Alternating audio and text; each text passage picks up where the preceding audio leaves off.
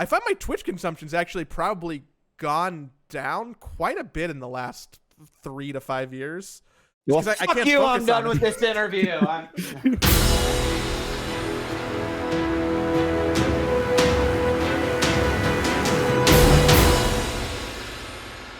So you started, you first got into Dota with ESL1 New York. Do you remember me by chance?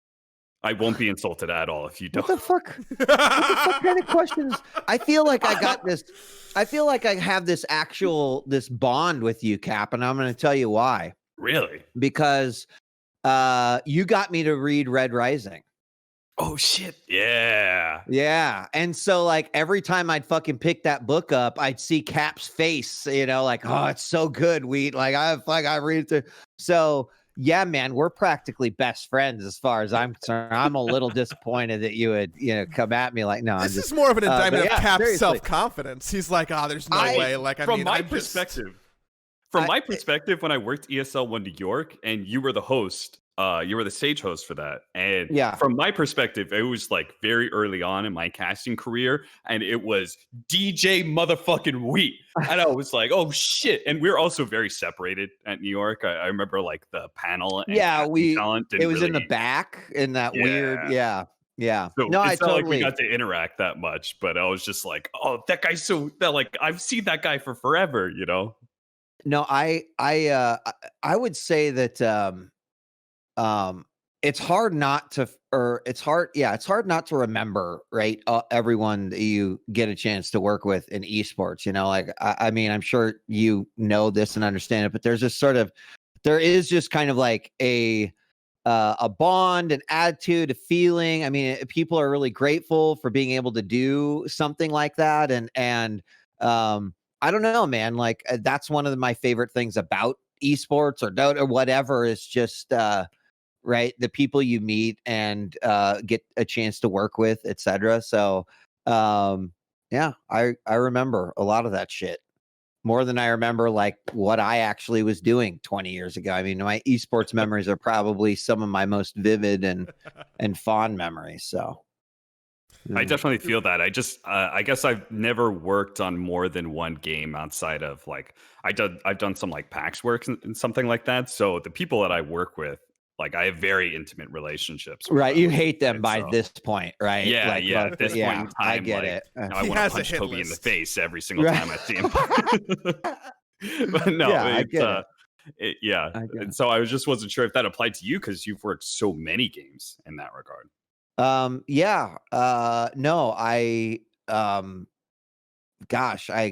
I remember a lot of folks. I mean, I obviously can't remember every single person that I ever casted with someone ever, but usually when it was events, yes, because right, everyone's sort of working towards the same thing, and everyone's a part of that narrative that is happening on stage and behind the scenes. So, yeah, I've always loved that about esports, actually. Yeah, but that wasn't like my first time in Dota. Really? It was just I'll tell you guys a story that I probably haven't told for a very, very long time, but like in the very early days of Dota All-Stars, if you remember, BlizzCon at one point picked up and had like a side tournament for Dota, and I want to say it was like 2007, maybe. Maybe 2006. Anyway, this was one in 2005 too. Was it 2000? It might have been 2005, actually. I'm just here to live fact check you. No, thank you. I appreciate that because I am old, and so I remember things, but not dates. So yeah, 2005. I think that's right because we were like a 3-man team that went there to cover that event.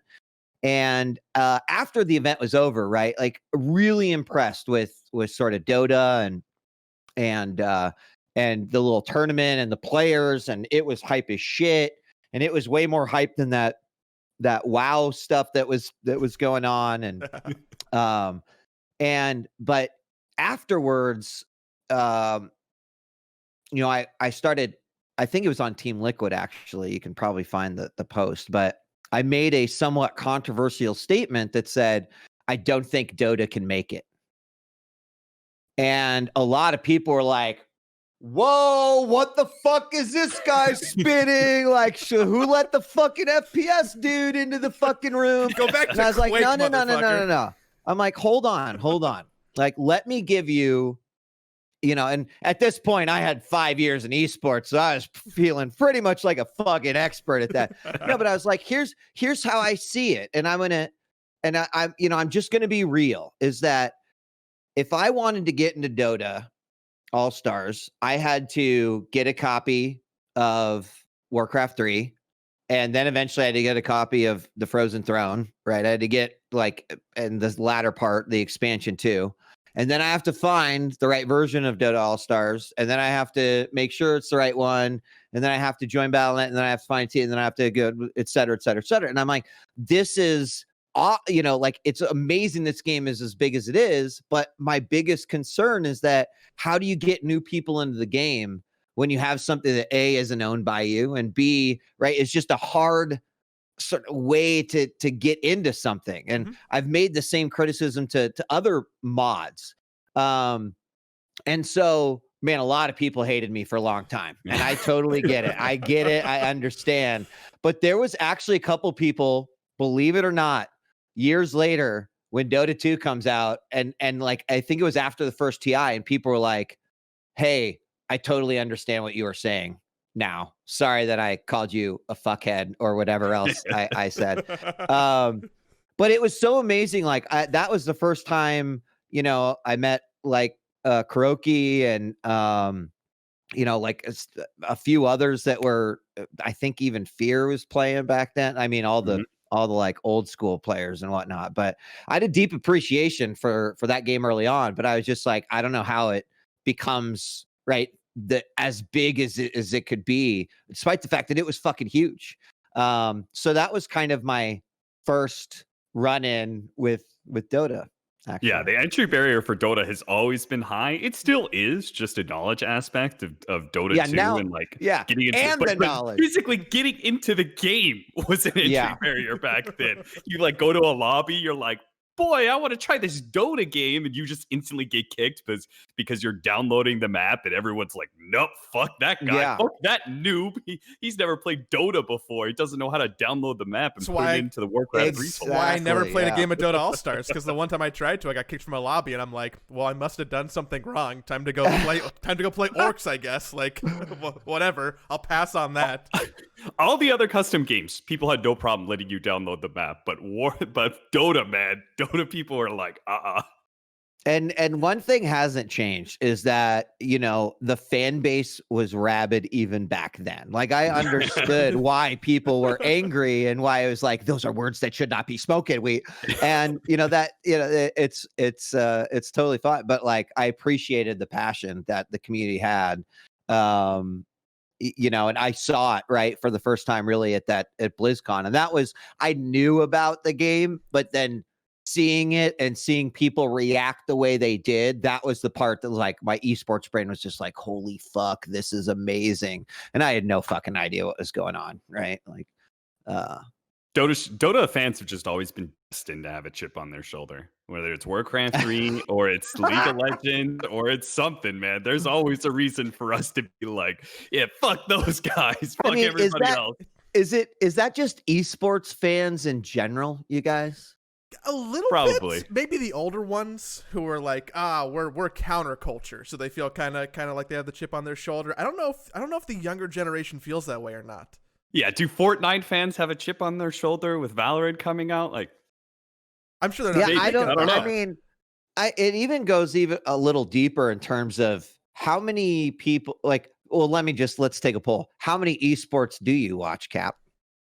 Different esports, would you say? Like, actively, I would say I probably only watch. He's trying to inflate the number. 3 right or 4.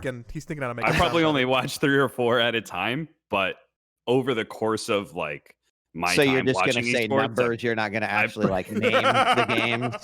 Okay, so for all I know, it's like fucking this mobile game or whatever. He's a big Clash Royale fan. Pony Rainbow Adventures. I love you Clash haven't heard Royale. about that? I fucking love Clash Royale. No, Dota, I pretty much am always watching CSGO because I think that the talent in CSGO is really good, and CSGO is great for like beginners watching. Like I've never played a game of CSGO in my life, but I still get like I can see what's happening on the screen, but I still have like I'm able to understand that there is depth and that I don't understand yet, but I can kind of taste. Well, a of little course, bit you of it, commentate right? Dota. Like, if you don't, then I was going to suggest maybe you get a different job. But I mean, like, yeah, I would expect that from you for sure. But it's nice that like there's this deeper end of strategy, and I want to know more about it. You know, despite like not playing the game at all. Very frequently, I used to watch a lot of Hearthstone. Mostly because I found the esports hilarious at times. I always tell the story of what was it, Yogg or whatever. It's the Yogg meta, I think, where basically for every spell you casted, then you drop this creature that just drops random spells, and you would just watch two different of the same deck. So that was before they sped it up. Yeah. Oh my god. Yeah. That was great. That's right. Yeah. That was my favorite time of watching Hearthstone. I am always watching League of Legends a decent amount. Similar setup. I think the LEC and I really like the LCS casters. Recently, the LEC is doing a really good job in their show as a production. It's great. Yeah. What about you, Joey? How many? I'm watching League of Legends now, but only because working for Liquid, I have to be more involved with their league team. Sure. And I watch it, and I'm always like, okay, that character is like Earth Spirit, I think. And trying to do some kind of backwards analysis and ask people without sounding as dumb as possible. I'm like, so why do I need 4 dragons, and what does not Roshan do? So I'm getting there. I'm really getting there. I played 5 games of League, and I still don't fully understand it, but there's enough knowledge to work backwards. I watch more fighting games. I've always watched a lot of Street Fighter, watched a lot of Smash. I watched a fuck ton of Starcraft. Yeah. My first, I used to, CS and Starcraft were my big forays into esports. I wasn't born a Dota person. I was adopted a Dota person. So I more transitioned into it as opposed to, always being there and not wanting to branch out. You kind of say that like you're not allowed to love more than one game, Joey. I'm not. You can only do one at a time. Everything's compartmentalized. Now, I think a lot of people who start in Dota don't branch out to other stuff. They only exist in that world. But when you come into Dota, you're taking all the other esports with you that you enjoy, and you can be more multifaceted. Well, that's because why would you ever go to an inferior product? Dota's just the best. Cat said it, not me. All right, we did our pandering to Dota fans. Do you think I mean, equally, I also love watching Rocket League. That shit is hype as fuck. I can't play it very well, but man, always seem to watch that. But so do you think we're the exception of the rule? Watching different games I'm sure that we're all championship eyeballers where, if there's a big something going on for some game, you'll at least check it out. Absolutely. Yeah. So I've always felt like we need more of those esports fans, but we're only going to get those types of esports fans with more time and more growth in esports and just legacy overall. There's certainly more. I mean, compare it to, even 15 years ago, and people were like, nah, you like one game, and it's impossible to like 2 games. And if you say you do, you're fucking lying. And it's like, no, you can. You like Starcraft and Street Fighter? You're an enigma. You're impossible. It's could you imagine getting a Super Nintendo and then your mom being like, you can play one game for the rest of your life, and that's all, and you have to love that game? I mean, life would suck. It's the same thing. I never understood that about esports, but I do think we're getting more multifaceted, sort of super interested in everything, or maybe they follow a team that, they're like, oh, I like Team Liquid, I will follow, their players in another game. We're seeing more and more of that. I think a big part of it would be that as people start getting older and they have less time to actually play a game and more time to actually watch games in general, then more likely they're going to be spreading out into other games. And then on top of that, I think the dedicated fan bases of certain games it just means that you're going to watch more of that esport. But as we get to a point where more people are just watching esports in general and less playing, then they're going to be those kind of people who watch both basketball when it's basketball season and football when it's football season. This conversation always makes my dad's calling me right now. Should I can I just take it? Yeah, you totally. Yeah, Dad. Hey, Dad. Happy Father's Day. Hey, I'm filming a show right now. Can I call you back after it? All right, love you. Yep, bye. Filming a show is the only right. He gets that. If I told him I was recording a podcast, he'd probably be, what's a podcast exactly, Mark? Is that what Howard Stern does? Yeah. Matt, yeah. That's adorable. This whole conversation and relating it to Dota always makes me think back to that Twitch graph chart that I have like burnt in my mind, where it's like all the people who watch certain games on Twitch and which communities they cross over into. Oh yeah. And it's like, you know, the Fortnite bubble is really close to the CSGO bubble, which also has crossover with the Clash Royale bubble, and they all watch just chatting. And then off in the corner, in their own entire fucking galaxy, it's just you gotta squint to see it, and you gotta like pan your screen over. It's just Dota 2.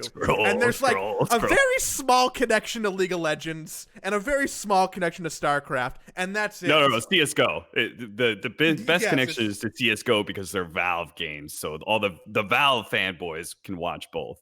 But there was some, if I recall, because this was from a while ago, right? It was like 2014 or something. Yeah. This is an older chart. I don't know if it's been updated. So if I don't know that it has, and it was really cool. But if I recall, you know, I think it's Turkey has literally, it's just nothing but Dota 2.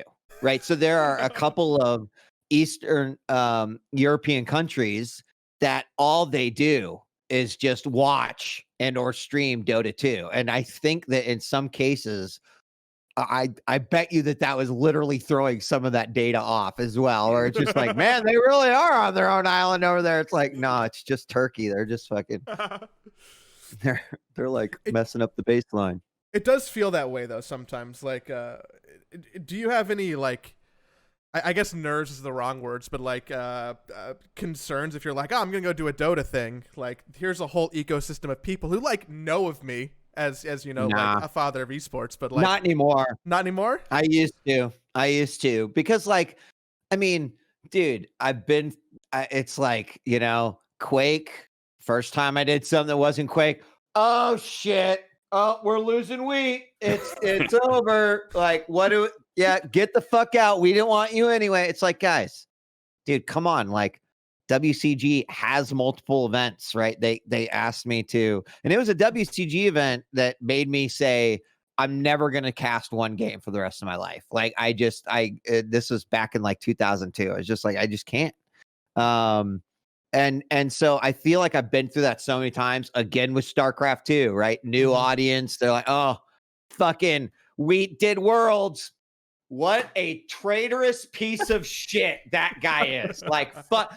And of course he plays Zerg. What a shit fuck. You know, like, I mean, people got really angry over that. And, you know, I couldn't believe, like, to the same point, like, people he's given up on esports. He went and worked at Twitch. Like, what a dick, this guy. Like, why do we even keep giving him another chance? You know? And I'm just like, I don't get it. So I'm over it, man. You know, like, if I get invited to do something, I'm going to do the best fucking job that I possibly can. I'm going to entertain. And obviously I'm going to try to be aware. I don't want to ever go into an event and think like I understand the community. And so I think to answer your question, Joey, is that I would only do an event if I felt that I did understand the community, right? And people would be like, well, how could you understand? It's like, you know, fuck, man, like just because I'm not, you know, casting this or hosting that doesn't mean I wasn't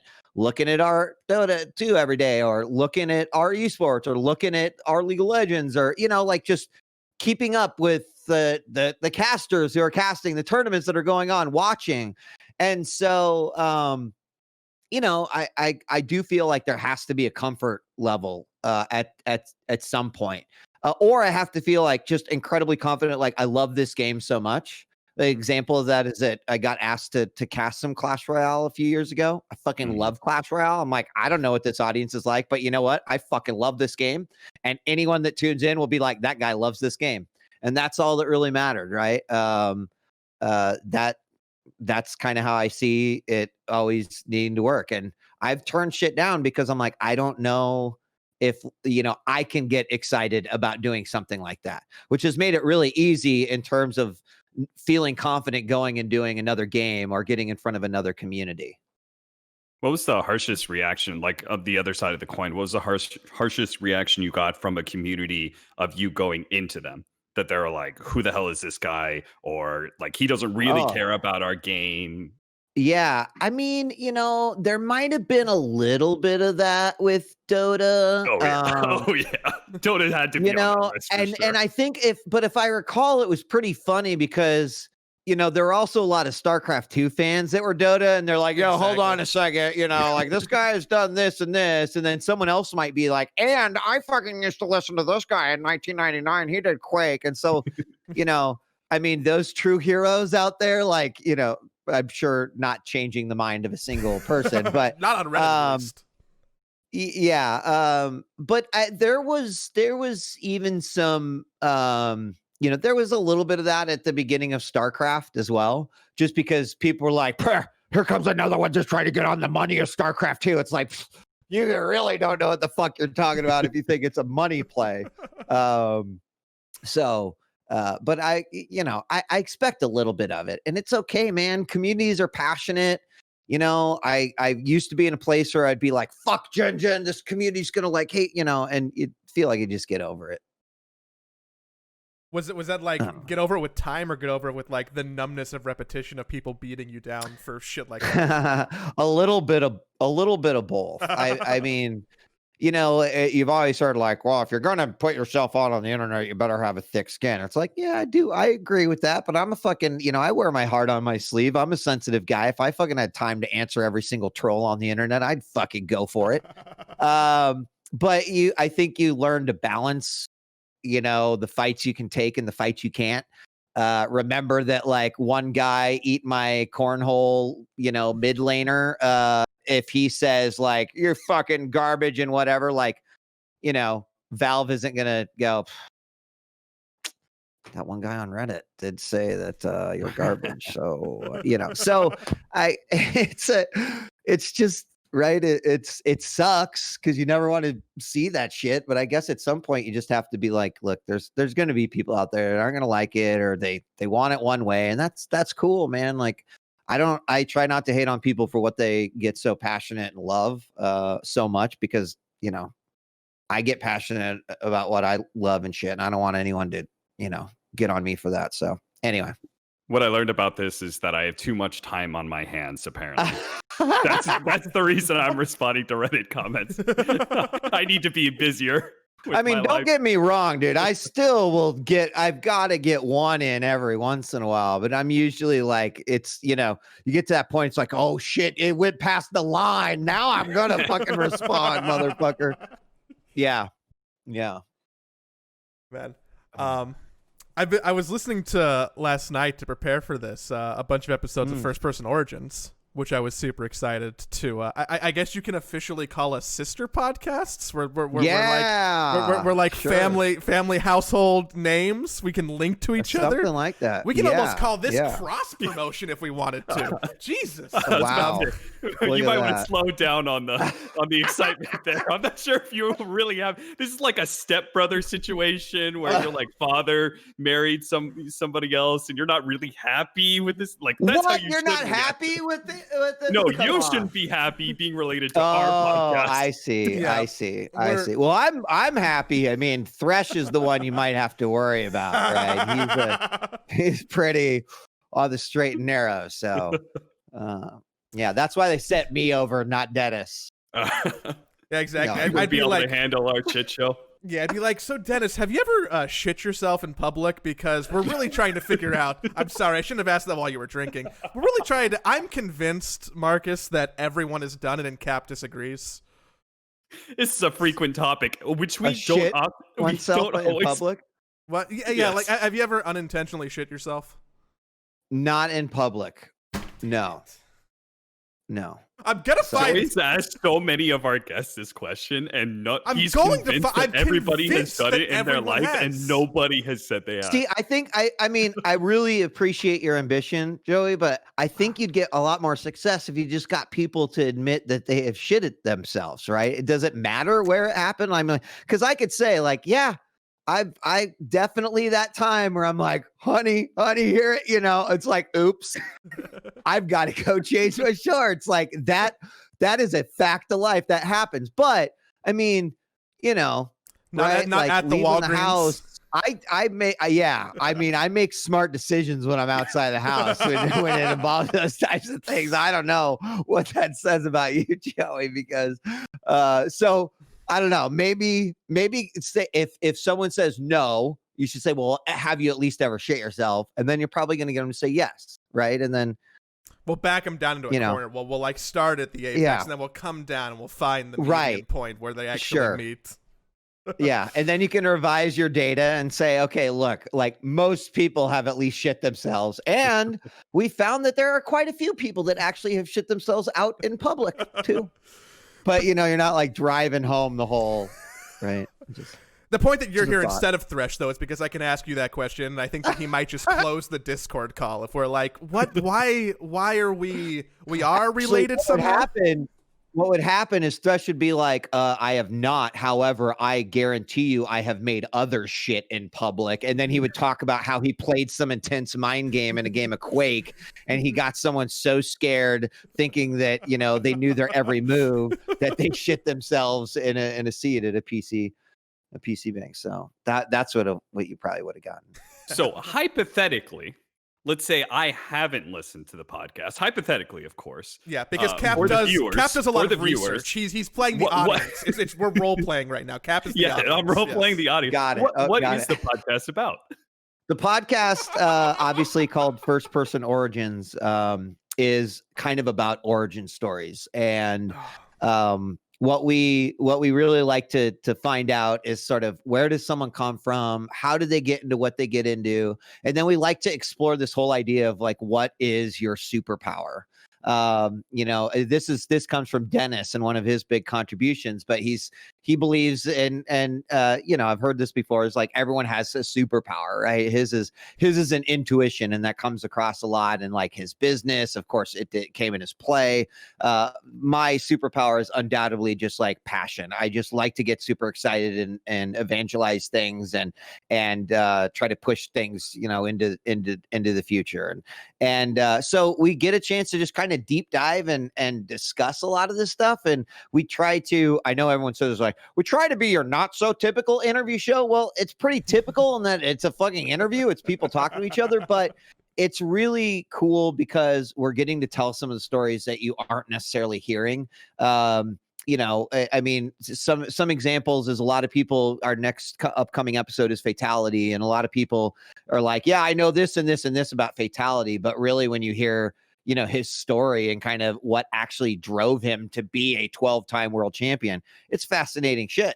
Hearing Andy Din of TSM fame say that if it wasn't for Neopets, he wouldn't be in esports. Like, that's pretty fascinating to me, right? Like, so we're just getting a chance to be storytellers in a unique way. And it's kind of fun because Dennis and I are like totally opposite in that, he really gets like cerebral and shit, and he will go down some like crazy lines of thinking and I'm go down all these like super exciting stuff. So it's a really interesting balance, and one that, to be totally honest, you guys, like I had no idea how it was going to work out when we first started. And as with anything, Kevin, Joe, I'm sure you can, right? When you sit down with that new host for the first time and you're just like, your butt's clenched and you're just like, I have no idea how this is going to go. We had a couple episodes of that, but what I found is that because we're so different, it makes the show that much better because, we're never thinking about the same line of questioning ever. And that, I just find that incredibly fascinating. I thought first podcast episode we ever did was the longest conversation we've ever had. I don't think we've had one longer than 5 minutes before that. Yeah, exactly. And I thought Cap was going to be like, the foil. He'd be like a professional, and I'd just be like a clown man who goes, yes, and then it turns out we're both idiots. So we don't actually have that dichotomy here where we can take different sides of a coin because we're just actually both dumb. So yeah, that works too. That works too. You know what's funny is when you said the Neopets line, you made me think of a memory that I hadn't thought of, which I played Neopets. And I remember when I was like, this was like 12, 13 or something. I was playing this Neopets game where it was some sort of dodging game. And I remember I was going on. It was going on for so long. It just kept on going and going. And I imagined in my head that like the developers were watching me and I was setting some sort of world record for playing that one little Neopets mini game. And I was just like in the middle of playing, I'm just like, yeah, I'm really slaying it right now. That's an incredible story. Gio, I think you should have Cap kick off every single show, which is that story every time. The Neopets dodging game story. Where the developers were creepily watching you play this game. So you're going to have a crossover, right? You're going to have me on your podcast to share more of stories like that. Right? Definitely. God, if they're all of that caliber, fuck yeah, Cap. Jesus. I'll have you know that my Wikipedia says that I've made $325 in my esports career. Congratulations. Thank you. Is my esports earning chart bigger than yours, Cap? That's a big flex. I'm gonna check that out later. I'm gonna check that out. I'm pretty sure it is. Damn. That's rough. It's only because you got that big Starcraft money. No. My esports earning chart comes from an artifact tournament. So get fucked. Oh, damn. You mean beta tournaments that people weren't allowed into? Hey, people, dude, I still don't have Artifact 2, and I'm like bummed out about it. I think that they really went from one direction to the extreme other. They're like, hey, let's get people who we kind of trust, who can kind of be like tastemakers. They can put it in. I like tugged Bruno's coattails, and I'm like, hey, can I play the game, please? And like, it was great. Had a great time. But now 2's coming out. There's been like 6 or 7 beta waves where they keep on blasting invites out to random people. Like, it's just a lottery. And every Monday I open up my Steam page and I'm like, fuck! It hasn't happened yet. Wow. Are you going to be mad if I tell you that I totally got one of those emails, but I just didn't respond to it? Yes! Yes, I'm going to be mad. Sorry, man. I ordered an index, which was going to take like 3 months to get here. And I'm like, surely I'll get Artifact before the index. And the answer is no. Like, I'm going to be playing Half-Life Alyx before I get to do Artifact. Well, 2. you fucked up the first one so bad, Joey. I don't know if I'd invite you back anyway. Exactly. Right? I was the wrong type of tastemaker. I thought the game was good. How fucking stupid can I be to think that game was good and ruin it for everybody? So, I just wanted to say we have a man here who prides himself on loving various esports and playing a bunch of different games, and he got a chance to play Artifact 2.0, and it was like, nah, no thanks. Thanks, but no thanks. I don't know. I thought I'd just wait it out. See, after the last whatever you call it. But hey, you know what? In all fairness, dude, no one liked Go, right? When it first came out, right? People fucking hated it. They're so quick to forget.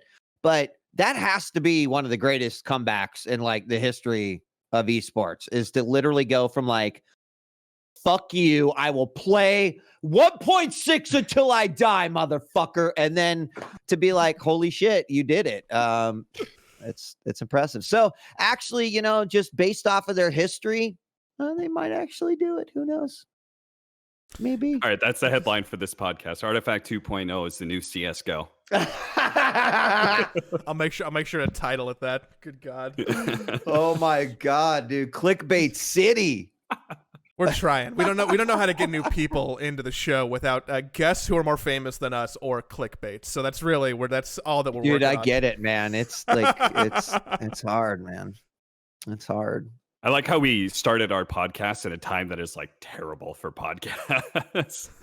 Yeah. With very few people going into work, less driving into work, less going to gym, less listening to podcasts. Yeah. Yeah. Suddenly, like sitting down for 3 hours is kind of sounds like it might be a torturous activity and listening to something. But yeah. I mowing my lawn. That's when I'm listening to podcasts that I would have listened to on a commute or something, you know. You haven't forced Mini-Wheat to do that yet? You're still out there? I haven't. Not yet. I've you know, he's got his normal chores. I've got him to start making cold brew, which is great because he's like keeping fresh cold brew going all the time. But I kind of like mowing the lawn. I'm not gonna lie. You know, I was in California for almost 10 years, not consecutively, but, you know, missed mowing my lawn. And it's a very Nebraska thing to like say you miss mowing your lawn. I realize that. But, you know, like you throw some headphones in, no one can bother you, get some exercise. That's your I did time? Kill a frog the other day or the other week. No. Yeah, man. It's been a long time since I've had an animal fatality with a lawnmower. The last time I remember was like a small maybe bull snake or something.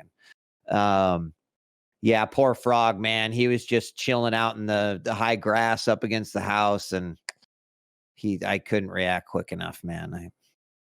I was going to say it's a very cathartic activity, until that happened. And then I was totally ruined it. Oh, and that stressed me out for a little bit. I'm like, God damn it! Now there's like frog pieces. Like, I don't know, is the inside of the lawnmower all red? You know, and I imagine that this just must be a fucking bloodbath. And I lift it up, and it looks, you can't see anything. You know, so. Anyway, I felt bad for that frog, and then I just finished mowing my lawn, which was cathartic. So good thing it happened at the beginning of the lawn mowing and not the end. Is lawn mowing your primary podcast platform, or like where do you find time to listen to audio these days? So lawn mowing is a big one. Still in the car usually, and then I tried to do podcast while I fall asleep, but that is impossible because that's how I found out if a podcast sucks or not. Mm-hmm.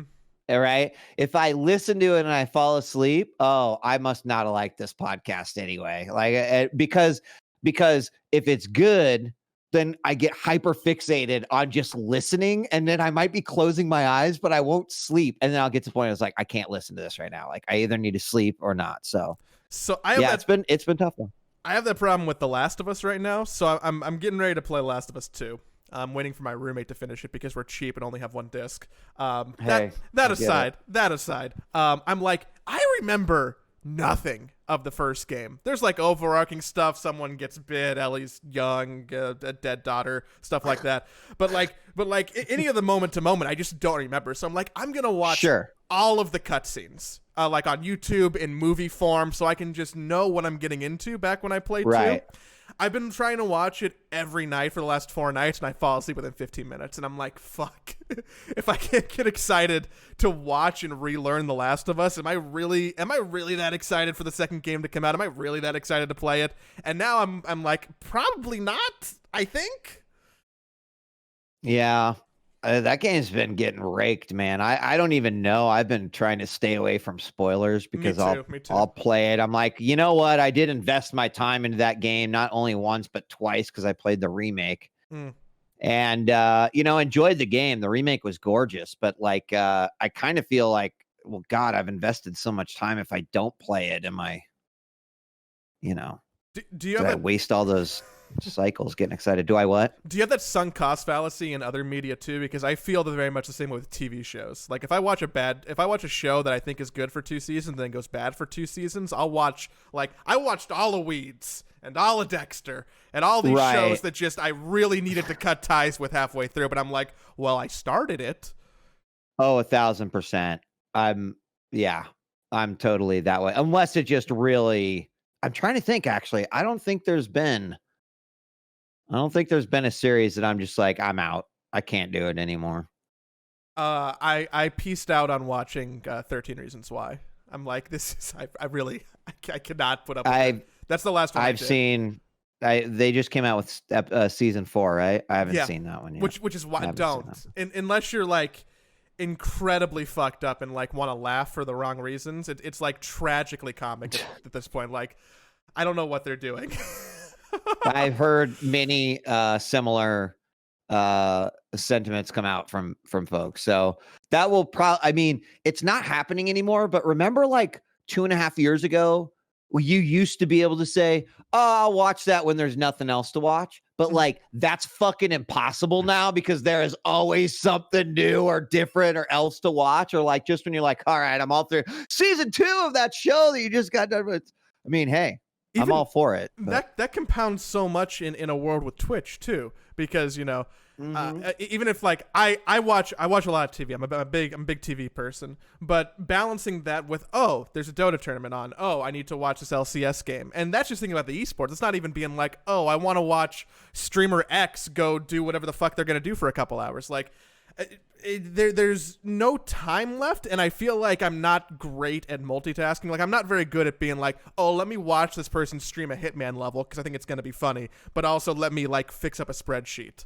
Like I haven't developed that specific type of multitasking where my media consumption really needs to be like one track or like primary media and something minor like podcasts and jogging. But I can't work and watch Twitch, and I find my Twitch consumption's actually probably gone down quite a bit in the last 3 to 5 years.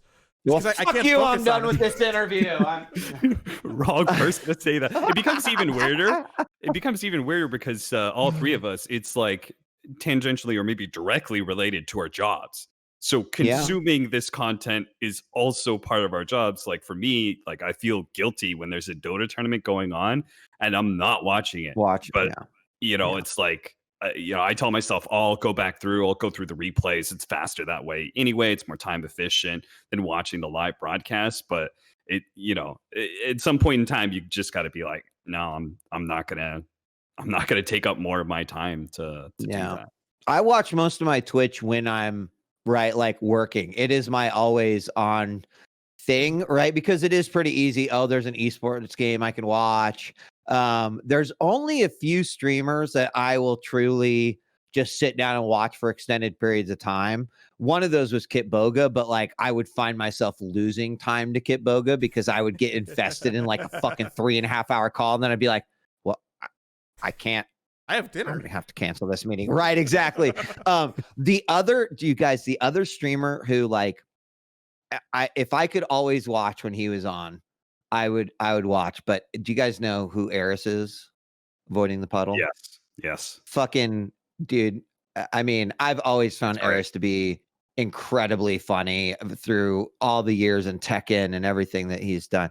His fucking streams are goddamn hilarious, man. They are just, I've constantly just doubled over in laughter. It's the best. Oh shit! So, I get it. What? I opened it up and he's playing Last of Us, so I had to immediately close it. Oh yeah, yeah. I bet you that's gonna be funny as shit, though. Yeah.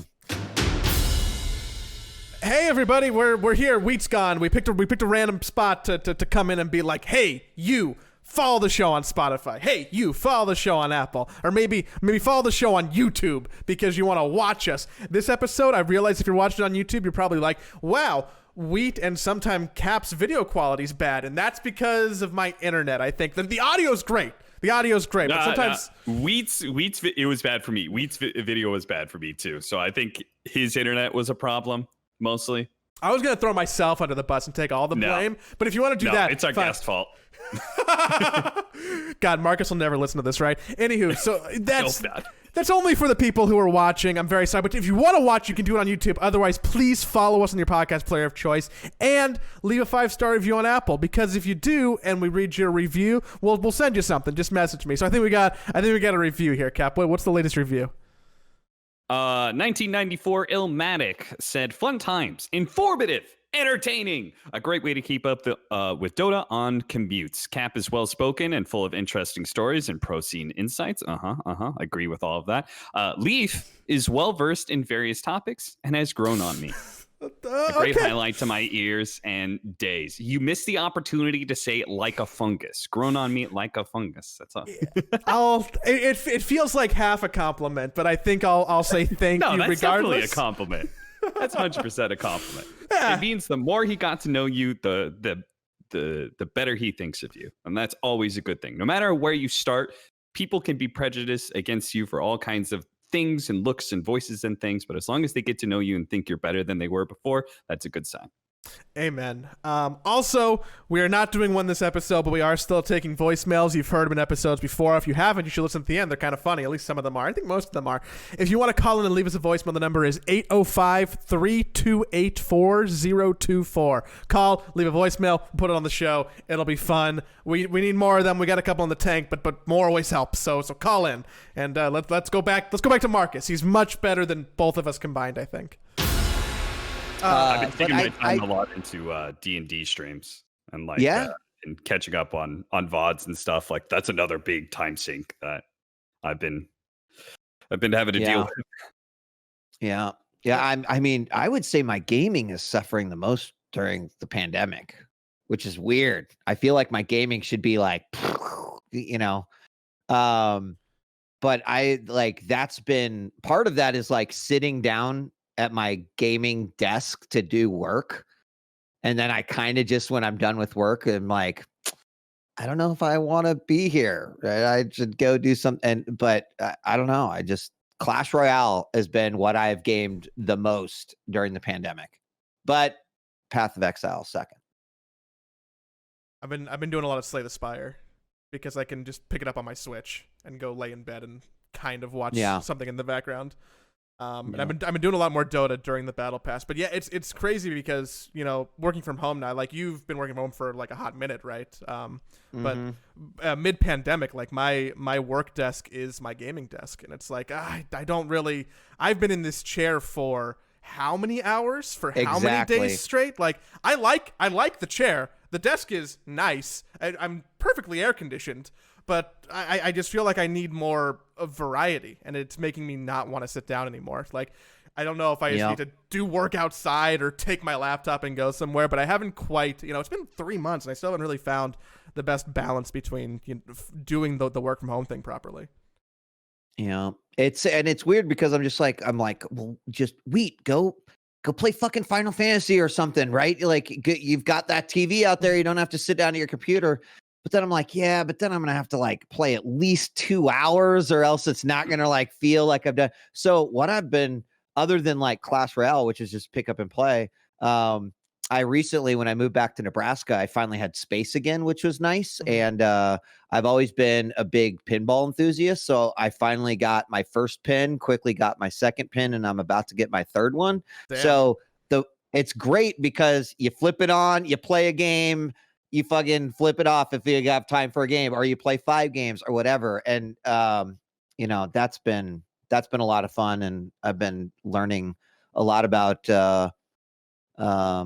electronics that I did not know, which is both fun and incredibly stressful, but it's great. Were you in like the city when you were working at Twitch, or were you like outside? Yeah, I was. Oh, so in fact, we were like a block and a half away from Castro, so we were in it, like right off a Market. In fact, there's like a really nice beercade on like 15th and Market. We were right around there.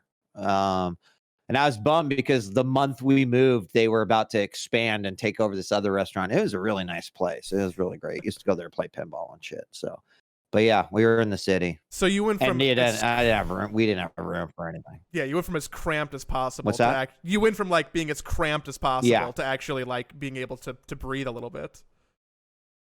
Yes, to be like, okay, you have a room and you have a room and I have a room. Oh my God, like we're not all over each other all the time, which, was my experience in both Los Angeles and in San Francisco. And, definitely one of the reasons why we ended up coming back to Nebraska is because it just, kind of wanted a lawn again, was putting the kid back in school and just wanted space, right? Like I kind of needed space for my own work and studio area, and my wife does a lot of crafting and she like grows vegetables and shit. So she needs her space to do that. And kid's a teenager now, so he kind of needs his own space. So yeah. So we had absolutely nothing when we moved out here. And it's just been a year of trying to get stuff again. So that's also a weird feeling. I've been fantasizing. Go on, Cap. Well, I was going to completely change the topic. Yeah. So no. Go ahead. My all right. It's fine. Hard right. Just take the shifter, put it in reverse. Go for it. Are you tired to death of talking about DMCA? No, because I know you've we delayed the podcast once because that was quite the yeah. There was I watched some of your videos addressing the whole topic.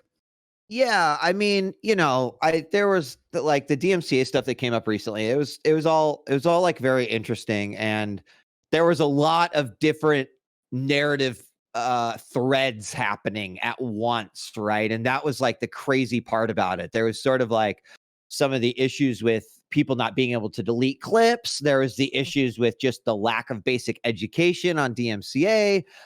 There was then the issues of like, wait, I have this very specific question about this thing that I do, and how do I do it? And all these things kind of got just smashed up into sort of all these different threads. So, for me, I came at it from my role at Twitch as the head of creator development, and I saw a lot of the conversation happen. I was like, Jesus Christ, like we just need to have okay, kids, like sit down in the seats and look at the chalkboard for a little bit. We're going to go through some like real basic shit.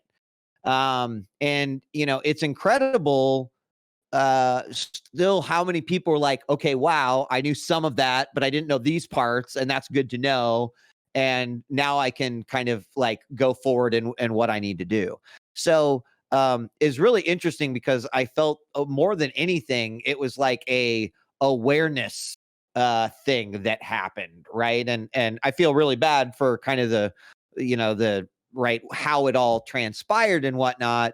But on the other hand, I kind of feel like, right, like I wasn't upset that it happened because suddenly a lot of people got some really good education. And I'm not saying necessarily from like my streamer, but a lot of folks, right? The lawyers that represent gaming and esports kind of came out, and they were recognized. And I think, now people will go to those folks if they do have specific questions. So it's just, the other part about it is I definitely felt like a little old man yelling at clouds because I've dealt with this shit since the Shoutcast days, right? Like that was a big fucking deal, dude. If your Shoutcast server would get shut down or you got a DMCA notice, like, oh, damn. So a lot of the early online radio stations, like, there'd be meetings and they're like, we're trying to obtain a license so that we can do this. But until then, like, you can't play X, Y, and Z. And people are like, what the fuck are we supposed to play then? It wasn't like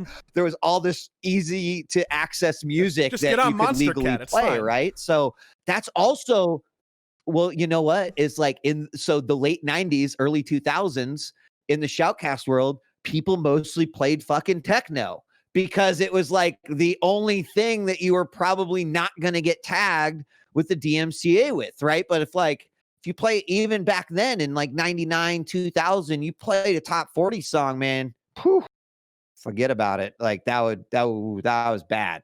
So I've just grown up with this shit and lived with it and dealt with it on many different levels. So to see a bunch of people be like, do you know how many people have come into my channel and said, like, I bought a Metallica CD because I was playing Metallica. Like, I should totally be. And it's like, oh God, no, this is so like education was needed. Right. And it is important for anyone who wants to make content, whether it's YouTube or Mixer or fucking Twitch or Twitter or, it doesn't matter. DMCA it covers all that stuff. You feel like this is a big growing up moment for a lot of the Twitch community, just in general. It's like, now we have to actually pay attention to laws and rules. And yeah. And I mean, not only from a music perspective, Cap, right? Like people like, oh, so this kind of applies to everything on my stream. It's like, yeah, technically that cute Pikachu subscriber notification you don't own the rights to use Pikachu, right? So, I mean, like, I'm not saying take it down, but I'm just saying, like, when you're evaluating from a stream perspective, right, the things that you can or cannot do, especially as you guys have probably experienced on like a higher level of production, you become more meticulous about every single thing, and how things are presented. And dude, it's not easy, man. Like anyone who works in production will tell you, it's the biggest fucking pain in the ass, dude. Getting clearance and all that stuff, it sucks. But right, it's kind of what you have to do to protect people and make sure that they're getting their just due, et cetera. So yeah, I think it was a big growing moment, and hopefully thankfully, Cap, it wasn't like 30 people lost their channels. Now learn about it, right? Like I would say that it was pretty minor overall what happened, and it could have been a lot worse in terms of like people getting 10 strikes at a time or whatever. And so I don't want to seem like I'm not empathetic towards the folks that got strikes, but I like it could have been a lot worse. So I'm glad that it kind of turned into a growing moment the way it did. So the biggest thing the thing I was most excited to talk to you about was I wanted to hear your perspective, since DMCA is just a thing, and that is tied into the Dota scene in a very different way, of streamer channels being DMCA'd because of tournament organizers claiming that, like, hey, you're taking our content, that sort of thing. Right. I was curious what your thoughts are on Valve's policy, because obviously as a tier 1 esport, it's very unique in that regard that our developer is so hands off. Like even compared to CSGO, like Dota 2, very hands off. Nothing. Streamers can pretty much like always right another tournament. Right. I was curious what your overall perspective. Yeah, it's a great question. So I mean, let me preface this by saying, it was E3 2015 when we were getting ready for to do the Twitch broadcast of E3, and came up with this idea about co-streaming, right? Like, what if we could convince people that, hey, basically what I was telling you about that Metallica example, like what if we actually did that, right? And let the communities, because the idea was like, hey, the real benefit here is that if Lyric is live and he's watching E3, there's likely a large amount of his community that may not have tuned into a, like, unofficial broadcast where that is happening. So, when I think about that idea and concept, I've personally always been very vocal about, well, we should have this for esports, and many esports have. Like the fighting game community is pretty good about it in most cases. Obviously, right, we've had Dota has actually been good just because I can like technically buy and watch through the Observer that way. I think where it gets a little dicey, I think, is, look, if someone wants to take a Dota 2 event that they bought a pass for and broadcast that to an audience, great. I'm all for that. I think that's fucking great. I think that it is awesome. I think like where it might become a problem is if that person then is taking your in-game commentary that you're doing live at the event and just letting that kind of play through and not doing anything.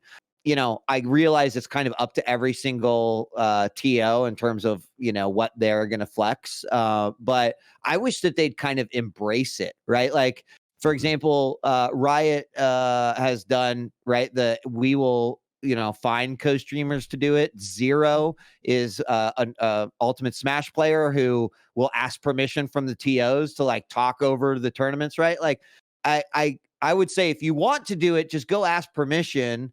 I think that esports organizations should actually embrace it on some level, right? You might get fucking a big streamer that you wouldn't ever suspect would watch something like that, and they could bring a lot of potential eyeballs to an esport in that way. So I totally understand between TO and between Valve. I've done it myself through passes, and I think that's great. Like being able to like rebroadcast and just watch some games with some buddies, whether on stream or not. So I don't know. I did that answer your question?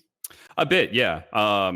I definitely agree that the biggest problem has been tournament organizers failing to be able to work with streamers in that regard, and they've just been very separated in that regard. It feels like there hasn't been that communication so much. But I guess one of the biggest things that the counterpart that usually comes up is that these really big streamers, right, especially on Twitch, they are bigger channels to a point that they are basically a studio in the regards of like the kind of exposure and the numbers that they can bring in, and that they can massively dwarf what a tournament organizer and their channel does. So hypothetically, what you could do is just hold everybody hostage, right? At a certain point in time and be like, I'm going to stream all of your tournament, and I'm going to, like, obviously there's going to be plenty of viewers that watch that channel and like wouldn't watch the regular tournament channel, but there is going to be a sizable amount. I would say that what that is, I have no clue. Could be 2%. It could be 20%. I mean, look at the way that like it was handled during E3, and another great example is like the Game Awards with Jeff Keighley, right? Like, own that traffic, let people do it, and then own the fucking traffic. If the biggest broadcaster on Twitch decides they want to watch the next Dota major, great, let them have guidelines for how it's done and then fucking own that traffic, right? Like, hey, we had this many people watching it. It's the same thing, right? Like, PlayStation didn't not only get right the traffic of sort of what is on their what was on their channel, but they would know the entire picture of like all of these people are watching it, and now you reach that many unique people, right? I mean, I think that is and would be incredibly beneficial. Now, that might not always, and maybe this is why tournament organizers are hesitant, is because in the ever in the ever growing search for like being in the green, right? Being revenue positive, is that tournament rights will inevitably become a part of that formula and scenario. And this is anti that. So, it's kind of something that needs a complete think outside the box, I think, approach to it. Right. And I would argue, and this is just me taking off all my hats. This is just djWHEAT, the guy that, right. And just saying that, like, if I was a tournament organizer, I would probably say, maybe we can have that conversation with a YouTube, a Twitch, a Mixer, whatever, and say, hey, this is how we would like to handle this. Right? Like, what could we do? How could we make this work? Right? Because it'd be beneficial to the platforms as well.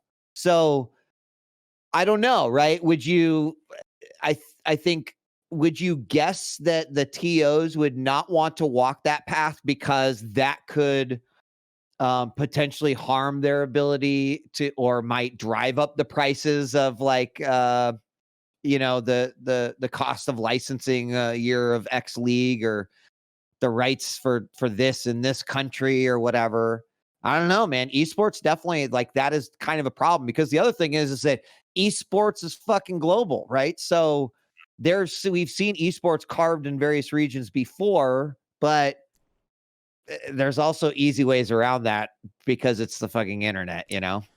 I think part of the reason why Dota feels icky in that regard is that I think there's a lot of perception of individual streamers doing something in bad faith.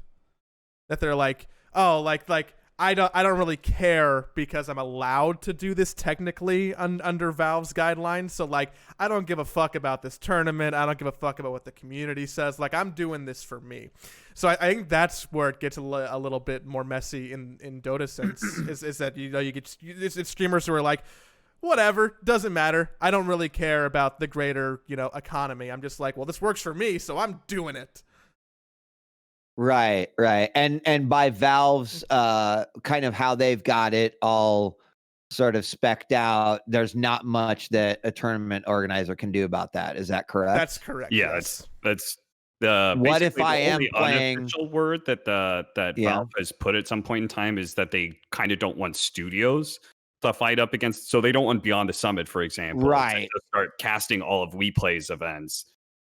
And that's kind of weird because Beyond the Summit is maybe the biggest channel in Dota. I think it's one of the biggest channels in Twitch, but it's not like Admiral Bulldog or Gorp are that much smaller. They basically are a studio unto themselves. I mean, I myself have casted other tournament games because, you know, I didn't do the whole thing, but I got like 2,000 viewers. Yeah. I don't really I get an average of 200, you know. Your highest stream numbers have been casting Dota games for other tournaments, right? Yeah. Yeah, absolutely. So there's a very clear incentive from my perspective. Well, do you guys feel like there is a solution that would kind of create an ecosystem that would be beneficial to a streamer, the TOs, the teams, the players? I personally feel like there is this midway ground. I'm not a tournament organizer, so I can't exactly speak if it works out for the broadcasting rights, but I feel like that we do have, because esports is global, right? We have to maybe you actually sell it to, say, the Russian broadcasting studios that they have, or maybe you actually don't sell it at all for like the Spanish casters or something like that. But they have their rights to be able to stream the tournament and cast it and all that sorts of things. And they're given the sponsorship graphics and they're given all of that. I feel like there should be this middle ground where we have streamers who want to be able to do it. Anybody can do it. They should just be able to apply and be like, hey, I want to cast some of this tournament. They get a sponsorship package. They are told, here's all here's where you place it. Maybe even that, like for ESL ones, for example, they play their own commercials outside of Twitch commercials as well. Like maybe even they get that as well. But I feel like that should be a nice middle ground where Admiral Bulldog goes and casts a tournament and all he has to do is just have some sponsors on stream where they are on the regular game. And then at that point in time, you get to share that viewership with your sponsors and say like, oh, it wasn't just our channel, but this other channel had that much. There's small things like you can't control the content of what those people are saying. I don't know if sponsors care that much about it. Yeah, I mean, if I was putting myself in a tournament organizer's shoes, there'd be a couple things that I would immediately, you know, like say, well, here's where I have an issue with that. The first one obviously is that if they've already spent money to get something and or they've got an invested an amount into the rights, then that does become you want complete ownership. If you're spending a fucking dollar, you do not want, you know, YOLO Billy 59 to be rebroadcasting that when you've spent, right? And I remember that was a big issue when some of the ESL stuff did go to like Facebook and and it was being rebroadcast, and that I recall that being a big thing. So there is like the problem is that will exist as long as there is tournament rights. So either like the amounts would have to change, or maybe there is some different kind of give and take there. I don't know. I'm not an expert in that area. I wouldn't even want to touch it. But the other thing that I would imagine that they're afraid of is like, let's say, as you mentioned, Tim the Tap Man is like, fuck, I realize that if I cast Dota 2 or if I just like watch these games, like I get 5,000 more people than I normally get. And so Corsair, the sponsor of like ESLs or whatever, you know, like Frank's Dota Explosion, is like, man, we could just like go pay Tim the Tap Man and get essentially like the same amount of exposure instead of so it kind of diminishes, I think, sponsor value if you are like bringing a company on, and potentially that could like hurt you in the long run if someone was doing a larger broadcast or, you know, something in that scenario. Like I'm sure that it interferes with the ability to sell a little bit. So I don't know. Yeah, I could see the worst case scenarios being, you know, like Mountain Dew sponsors an event. They sponsored ESL 1, and then a big time streamer is sponsored by Monster. And that's the other one. More numbers, right? A sponsor goes and sees that. They're like, yeah, what the hell are we why is this guy got Red Bull all over when this is a Monster tournament? Are you out of your fucking mind? Right. And like the only way that you really control that is if you are just having it go out on one channel. So there is that, there is that concern. In my opinion, what needs to happen is like, right, people just need to respect that content. In terms of, are you going to have people do that? Yeah, probably, but that's your starting point. Here's our fucking guidelines on how, if you are doing this tournament, how you should do it. So it'd be great is if we saw this more in the grassroots, smaller, where it's like less skin in the game, more about growing something, and to be able to really see like what kind of effect that could have on the growth of something where it probably has less of a financial impact, if any. And it might, I don't know. It's an interesting topic though. Yeah, that's why, because we still, we still fight for awareness, right? Like, we're still trying to get as many eyeballs as we can on all of our favorite esports games, and great way to do it. It's definitely a minefield.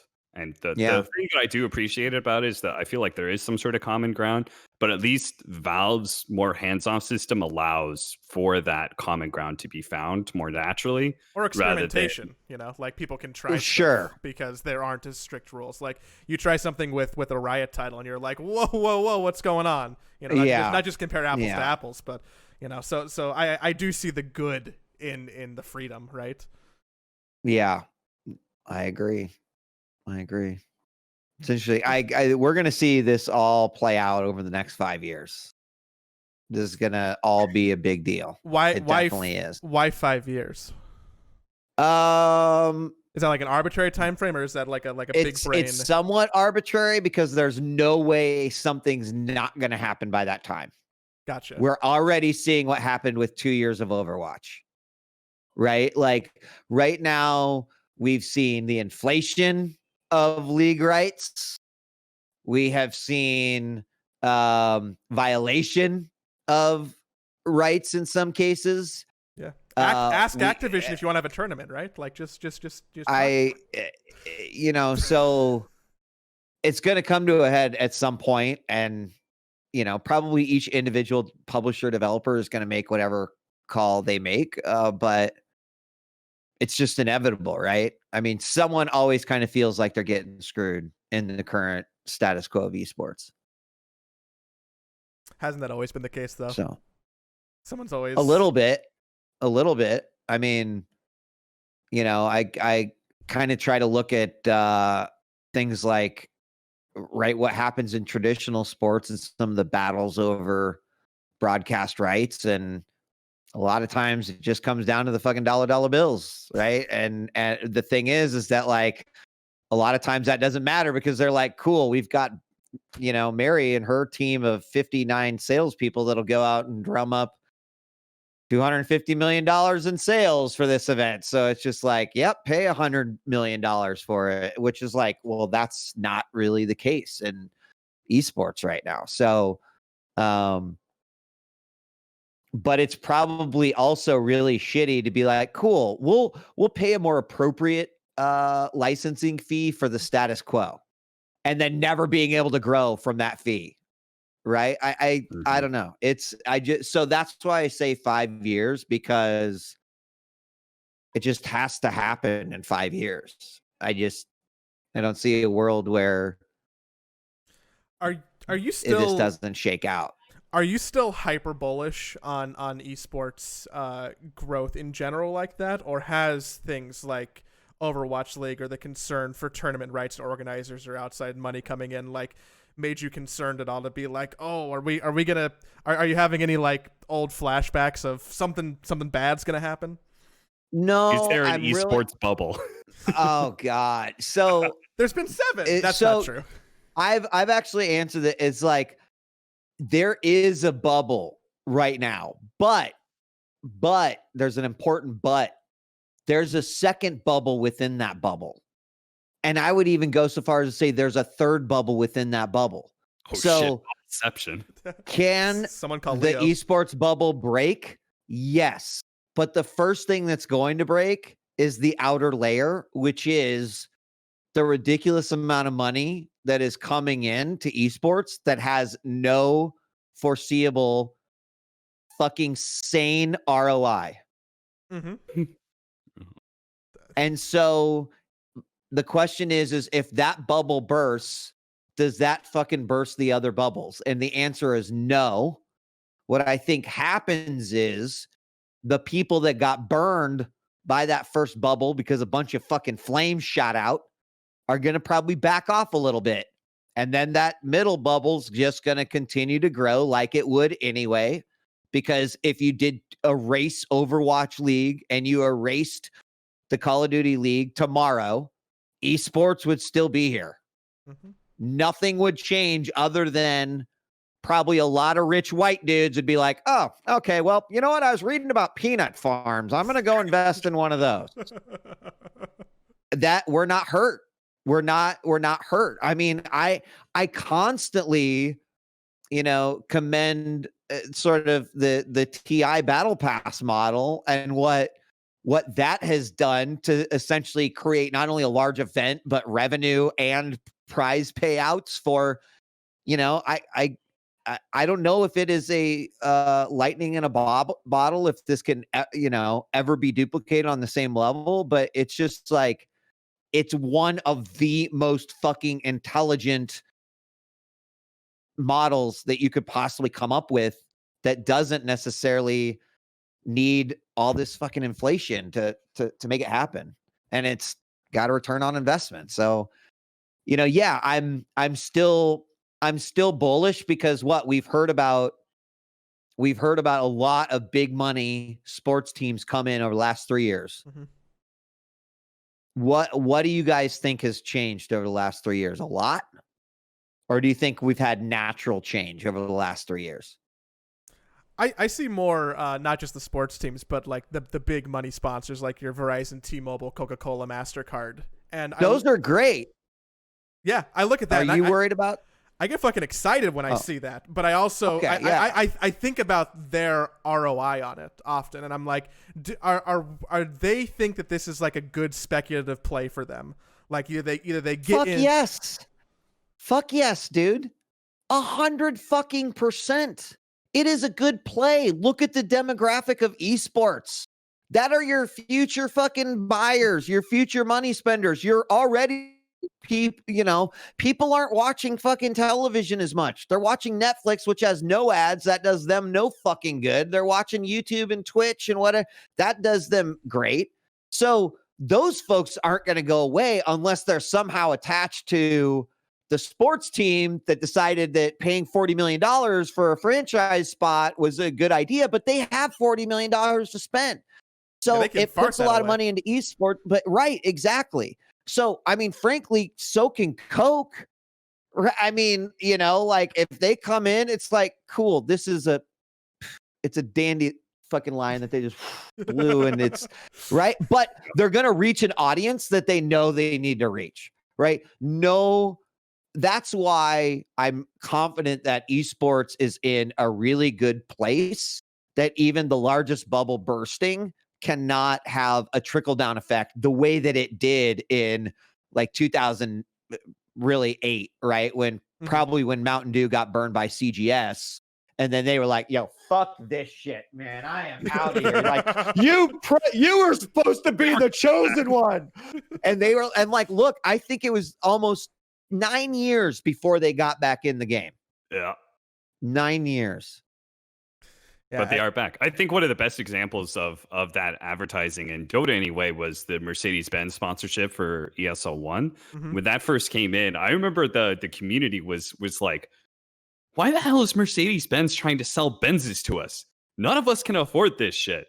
And I was working the tournament at the time, and someone more eloquent than I was talking about it. And he was talking about the fact that, he's like, Mercedes-Benz isn't looking at these viewers and going, buy a Benz right now, buy a Benz right now, buy a Benz right now. Right. They're talking to the demographic that 10 years from now is going to think about their successful programmer. They're making $150K a year, and they're looking at their first really nice car, and they think to themselves, what is the epitome of the car that I want to be able to celebrate my successful life, that's a fucking Mercedes Benz. I remember seeing that at ESL 1, you know?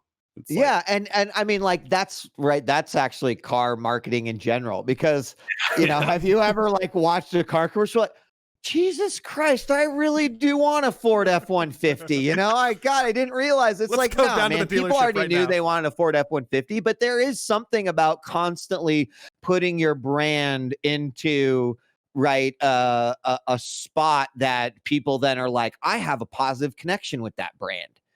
You know, this is fucking marketing 101 in a lot of ways. And I think like what's so awesome about esports is surrounded around esports is like this need, this necessity for authenticity, right? Yeah. You've seen it all before. A sponsor come in like, we understand e-gamers, and, you know, people like, what? Get the fuck out of here, right? Look at the brands that are successful. Those that use the language, those who embrace the memes, those who work with a broadcast, a TO, a company to like smartly integrate into what they're doing. And those are the ones that we've seen as the most successful over the last like 5 to 8 years. And those are probably the brands that are going to continue to be successful. And look at things like Fortnite, you guys. Look at who they're bringing in right now. Dude, the Fortnite stuff excites me brands so as much. well. All those integrations are fucking incredible. They're fucking cool. Yeah. They're mainstream media events. To me, like, that shit's all exciting. What's not exciting, some rich white dude who's like, yeah, cool, right? Here's $50 million, because like, I don't think that helps. And actually, like, Mark Cuban, I really appreciate the fuck out of that guy, because he's one of these dudes who's like, yeah, I got some money, I'm coming into the esports. And then I don't know if you guys remember it, but it was probably 8 months ago. There was then this video that came out where someone's like, so in the past, you've talked about investing in esports. And he's like, no.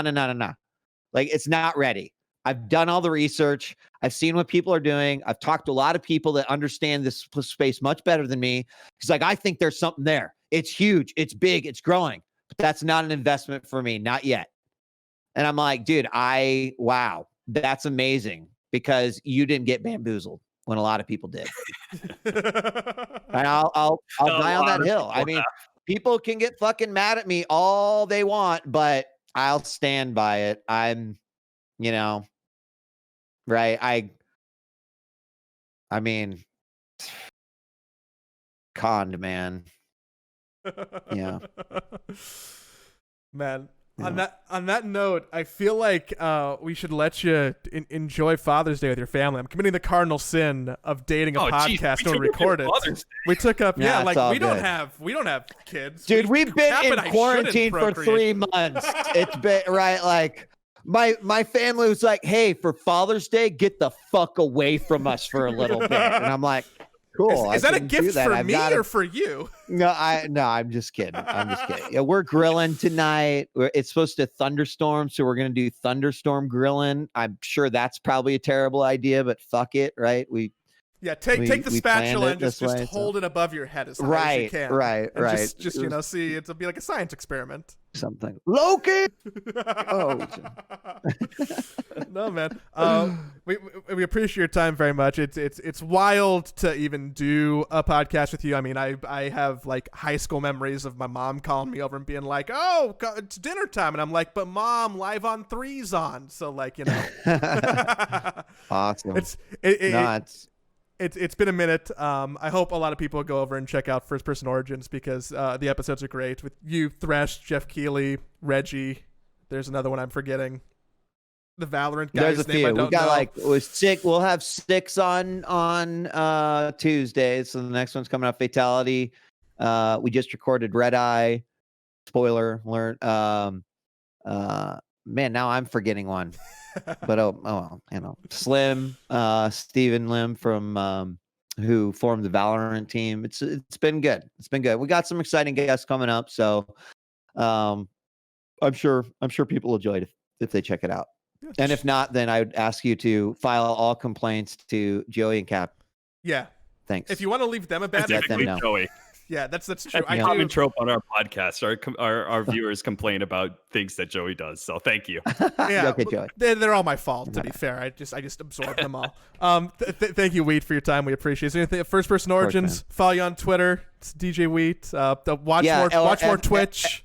FP Origins on Twitter. Also, you can find it obviously everywhere you can find this podcast as well. And yeah, I really appreciate what you guys are doing. Thanks for having me on and letting me shoot the shit with you all. It's been a blast. I'll phone you next time I'm in Lincoln, Nebraska, which I think will be never. Okay, well, I live in Omaha, dipshit. Damn it. I only traveled. I'm not going to spend the 50 minutes driving to see you if you come to Lincoln, you asshole. You excuse my friend for not knowing the intricacies of Nebraska. I will. In fact, the fact that you said Lincoln, I did live in Lincoln, and I know that Joe probably is just like, I remember Lincoln. So, in all fairness, you get points for that because I can only be bothered to know one town in most cities in most states. God, I need to stop. I'm cutting the show. It's the capital too, so it makes sense. I forgive you for that. There's only 4 other cities in the state anyway, so.